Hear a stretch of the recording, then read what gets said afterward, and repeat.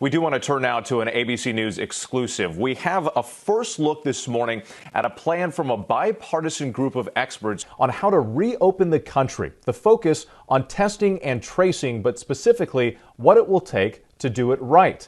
ABC's Kaylee Hartung joins us live from her home in Southern California with more on that. Kaylee, good morning.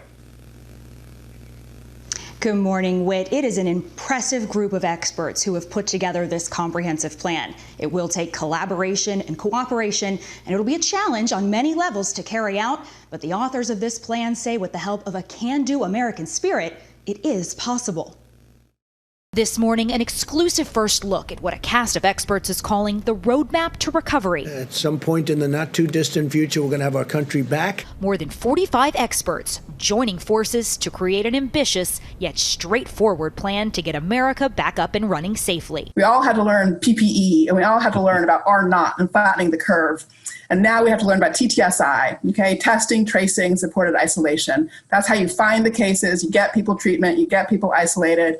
Danielle Allen, the head of Harvard Safra Center for Ethics, is leading the bipartisan panel that includes doctors, economists, and political scientists.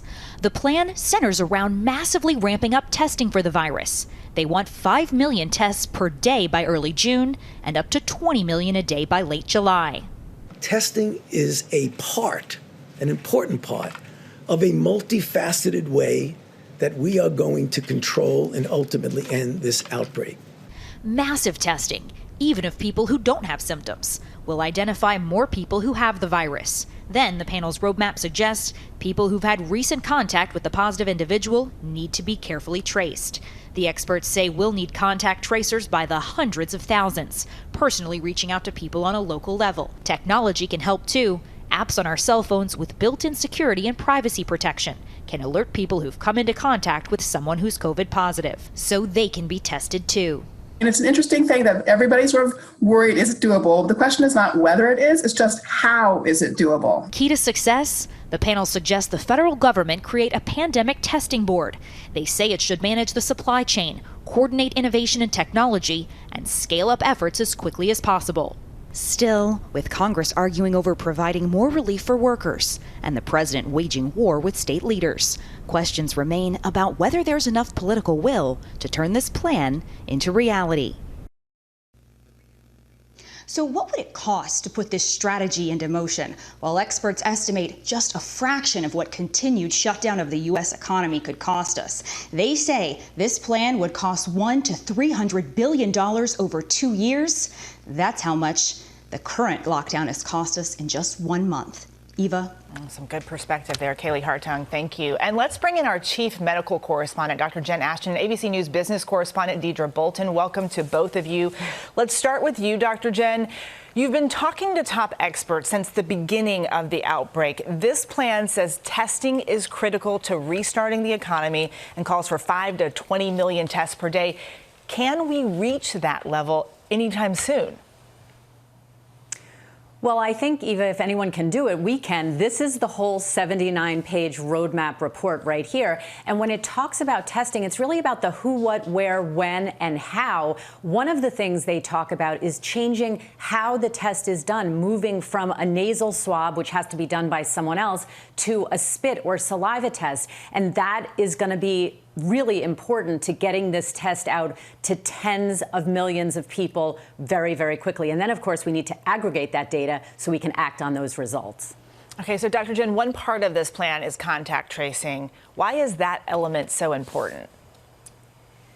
Well, again, the key words are test, trace, and isolate. And when you talk about contact tracing, the idea behind that is really to warn people who have been exposed and then explain to them how they need to isolate themselves or observe for signs and symptoms. We don't still know how long that will be for or what type of contact, but we already do this for other communicable diseases like HIV, tuberculosis, and syphilis. So again, the premise is already there. We just have to be able to implement it for COVID-19.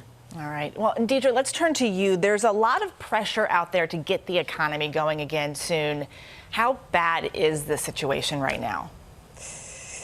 Well, Eva, if we look at one metric, which is jobs, you had a total in the past 4 weeks of 22 million people applying for unemployment benefits. So what that shows that in 1 month, we have lost essentially the job creation that we had in the past decade since the last recession. I think that's a staggering statistic.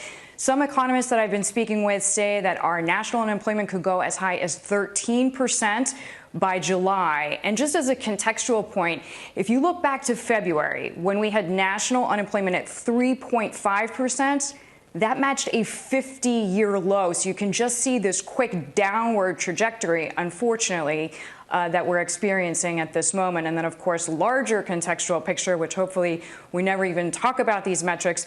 But in 1933, for example, in the Great Depression, you had an unemployment rate of around 25%. So hopefully we get nowhere near that. But it's just to show you how quickly people are losing their jobs. And it's beginning to hit really all sectors of the economy. I mean, we've seen workers from retail, obviously anybody in hospitality, lose jobs.